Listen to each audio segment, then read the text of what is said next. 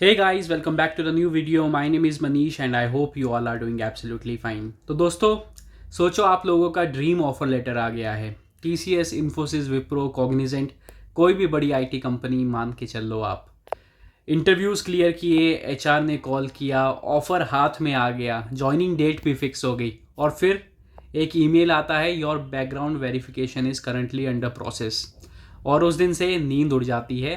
क्या मेरे डॉक्यूमेंट्स ठीक हैं? क्या कॉलेज वाले वेरीफाई करेंगे?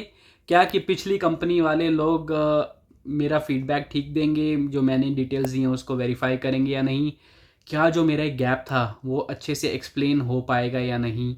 आज हम यही समझने वाले हैं कि आईटी बैकग्राउंड वेरिफिकेशन होता क्या है, क्या क्या उसमें चेक होता है, कहाँ से फेल होता है, और कुछ मैं आपको रियल केसेस भी बताऊंगा जो हो चुके हैं। क्योंकि पास में हमने देखा है बैकग्राउंड वेरिफिकेशन की वजह से अगर आपको कुछ टाइम भी हो गया कंपनी में काम करते हो, तब भी आपको BGV फेल करके आपको निकाल देते हैं। ये वीडियो में हम यही सब डिस्कस करने वाले हैं, अभी जो BGV प्रोसेस क्या है और फ्यूचर में क्या होगी, और आप कैसे अपने BGV को सिक्योर करके चल सकते हैं। तो आज की वीडियो इसी बारे में होने वाली है। आई होप आप लोग को वीडियो पसंद आएगी। वीडियो शुरू करने से पहले अगर आपने मेरे चैनल को सब्सक्राइब नहीं किया है तो प्लीज़ मेरे चैनल को सब्सक्राइब करें, वीडियो को लाइक करें और वीडियो को अपने दोस्तों के साथ शेयर करें। तो चलिए इस वीडियो को शुरू करते हैं। देखो दोस्तों, जो बैकग्राउंड वेरिफिकेशन चेक यानी BGV, ये बेसिकली एक डीप फैक्ट चेक होता है आपकी पूरी लाइफ का। TCS, इन्फोसिस, विप्रो जैसी कंपनीज जो हैं वो खुद डायरेक्टली वेरीफाई नहीं करती हैं। ये काम एक थर्ड पार्टी एजेंसी को दिया जाता है, जैसे AuthBridge, first advantage, matrix, vibrant screens और CPHR सर्विसेज। ये सारी बैकग्राउंड वेरिफिकेशन चेक की कंपनीज हैं। ये एजेंसीज जो होती हैं ये प्रोफेशनली ट्रेंड होती हैं और इनके पास एक्सेस होता है गवर्नमेंट के डेटाबेसेस का, यूनिवर्सिटी के रिकॉर्ड्स का और एम्प्लॉयर नेटवर्क का। तो TCS का जो BGV होता है वो इतना कॉम्प्रिहेंसिव है कि कंपनी सिर्फ एक या दो चीज़ें चेक नहीं करती है, ये आपकी पूरी कुंडली निकाल लेती हैं। आपके एजुकेशन से लेकर आपकी एम्प्लॉयमेंट हिस्ट्री तक, एड्रेस से लेकर क्रिमिनल रिकॉर्ड तक सब कुछ वेरीफाई किया जाता है। और सबसे इम्पॉर्टेंट बात ये होती है कि जब आप लोग BGP फॉर्म साइन करते हो तो कंपनी को आप लीगली ऑथराइज कर देते हो कि वो तुम्हारे बारे में वेरीफाई कर सके, और वो रिपोर्ट जो है वो क्लाइंट के साथ भी शेयर कर सकती है अगर ज़रूरी हो तो।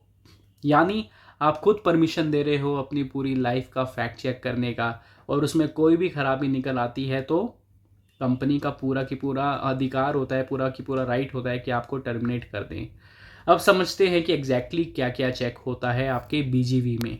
सबसे पहले जो चेक होता है वो होता है एजुकेशनल वेरिफिकेशन। तो TCS या कोई भी आईटी कंपनी डायरेक्टली आपके स्कूल, कॉलेज और यूनिवर्सिटी से कांटेक्ट नहीं करती है। डिग्री सर्टिफिकेट, मार्कशीट्स और जो प्रोफेशनल सर्टिफिकेट्स होते हैं वो वेरीफाई करने के लिए आपका नेम, डेट ऑफ बर्थ और एकेडमिक डिटेल्स को एक दूसरे से मैच किया जाता है, और वो मैच करना भी चाहिए। फ्रेशर्स के लिए ये सबसे ज़्यादा इंपॉर्टेंट पार्ट होता है, क्योंकि उनके पास एम्प्लॉयमेंट हिस्ट्री तो कुछ नहीं होती, तो जो भी उनका पूरी कहानी है वो उनके एजुकेशनल सर्टिफिकेट्स में ही होती है। जो कि दूसरा है वो है एम्प्लॉयमेंट हिस्ट्री। एक्सपीरियंस कैंडिडेट के लिए TCS या कोई भी आईटी कंपनीज जो होती हैं वो आपके पुराने एम्प्लॉयर से डायरेक्टली कांटेक्ट करता है। Job titles, date of employment, role, responsibility सब वेरीफाई होता है। डॉक्यूमेंट्स चाहिए उनको, पे स्लिप चाहिए होती है, रिलीविंग लेटर चाहिए होता है, PF डॉक्यूमेंट्स चाहिए होते हैं और एक्सपीरियंस लेटर भी चाहिए होता है। जो तीसरी चीज़ चेक होती है वो होती है एड्रेस वेरिफिकेशन आपका। ये सबसे सरप्राइजिंग पार्ट होता है। एक थर्ड पार्टी रिप्रेजेंटेटिव जो है वो फिज़िकली आपके घर आता है, वो आपके घर की फ़ोटोज़ लेता है, नियर बाय लैंडमार्क्स को नोट करता है और आपके साथ एक फ़ोटो भी ले सकता है। कुछ केसेस में बिना नोटिस किए भी आ जाते हैं, एक सरप्राइज़ विज़िट आप इसको मान के चल सकते हैं। उसके बाद जो चौथी चीज़ जो चेक होती है वो होते हैं आपके क्रिमिनल रिकॉर्ड्स भी चेक होते हैं। TCS BGV फॉर्म में एक स्पेसिफिक डिक्लेरेशन होता है कि तुम्हारे ऊपर कोई क्रिमिनल केस फाइल तो नहीं है या कोई कोर्ट प्रोसीडिंग्स तो नहीं हो रही है, इंडिया में या अब्रॉड में भी। और एक notarize non criminal affidavit submit करना होता है स्टैम्प पेपर में। जो पांचवी चीज़ है वो है पैन कार्ड वेरिफिकेशन। कंपनीज जो है वो आपका पैन कार्ड यूज़ करती हैं, प्रीवियस एम्प्लॉयमेंट ट्रैक भी हो सकती हैं, टैक्स रिकॉर्ड्स के थ्रू भी हो सकता है। यानी अगर आपकी कोई भी कंपनी छुपा रखी है रिज्यूमे में तो वो पकड़ी जा सकती है। जो छठा चीज़ जो चेक करते हैं वो होते हैं रेफरेंसेस, मतलब आपके द्वारा दिए गए रेफरेंसेस से डायरेक्टली कांटेक्ट किया जाता है और उनसे आपके बारे में कुछ स्पेसिफिक क्वेश्चंस पूछे जाते हैं। गलत रेफरेंस दोगे तो एक अलग ट्रैप में फंस जाओगे आप लोग। मैं आपके सामने एक बहुत ही इंपॉर्टेंट चीज़ शेयर करने वाला हूँ, जो कि है बीजेवी फेल कैसा होता है। कुछ ना कुछ आपके सामने रियल इंस्टेंसेस रखूँगा मैं। सबसे पहला बीजेवी फेल होने का रीज़न होता है फेक एक्सपीरियंस सर्टिफिकेट। ये सबसे कॉमन और सबसे डेंजरस केस होता है। फर्स्ट एडवांटेज के एक सर्वे के मुताबिक इंडिया में 10.06% ऑफ जॉब एप्लीकेशन में जो एम्प्लॉयमेंट हिस्ट्री होती है उसमें कहीं ना कहीं डिस्क्रिपेंसी निकल के आती है, और आईटी में सबसे ज़्यादा 15% डिस्क्रिपेंसी देखी गई है उस 10% में से भी। तो ये ग्लोबली सबसे ज़्यादा है। आपको एक केस बताता हूँ। ये कैंडिडेट ने 3 साल की फेक एक्सपीरियंस दिखाई थी, कंपनी एग्जिस्ट ही नहीं करती थी।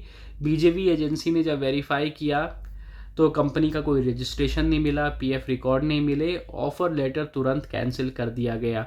और अगर आप ऐसा करते हो और अगर आपका एम्प्लॉयर जो है वो स्ट्रिक्ट है तो आपको आईपीसी के सेक्शन 420 मतलब 420 के केस में और 468 के केस में आपको जेल भी हो सकती है, और आप फ्रॉजरी के केस में आप 10 साल के लिए अंदर भी जा सकते हो, समझे।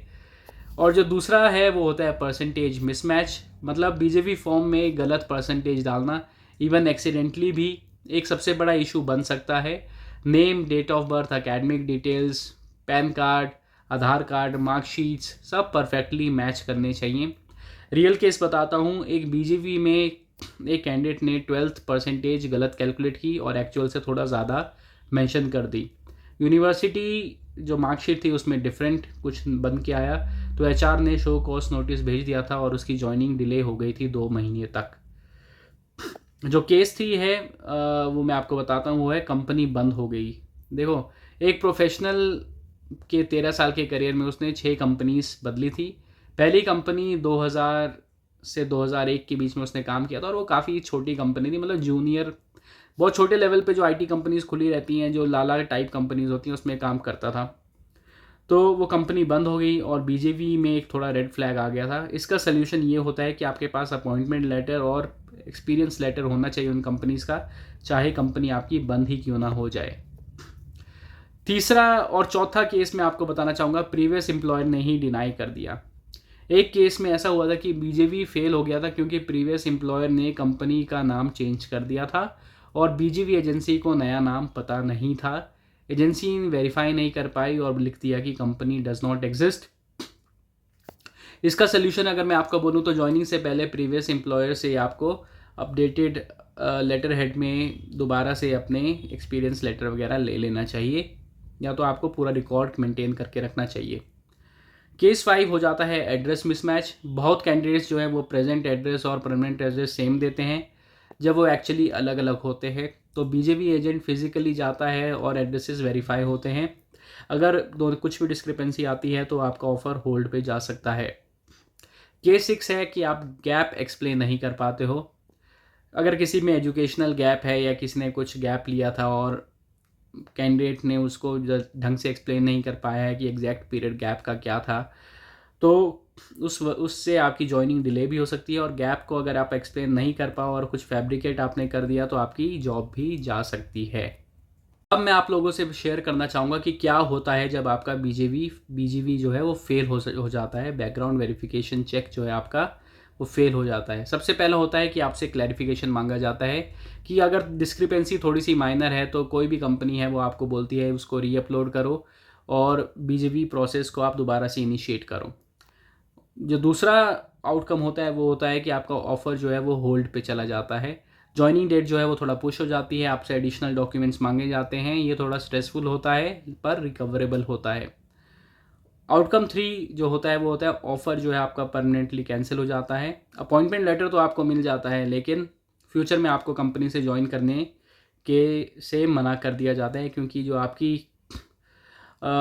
डिस्क्रिपेंसी आई है उसको आप एक्सप्लेन नहीं कर पा रहे हो।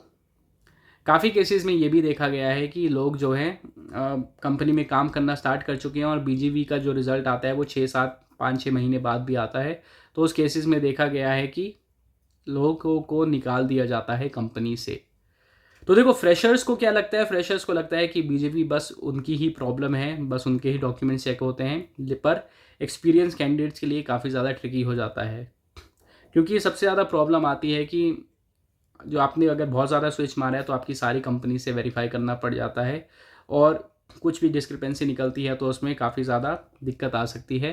प्रॉब्लम 2 आती है आपकी सैलरी इन्फ्लेशन की। अगर आपने सैलरी कुछ छोटी मोटी बढ़ा के भी दिखाई है और फॉर्म 16 में कुछ डिस्क्रिपेंसी निकल आती है सारी कंपनीज़ की, तो सब कुछ रीचेक होता है और आपको एडिशनल डॉक्यूमेंट सबमिट करने पड़ जाते हैं।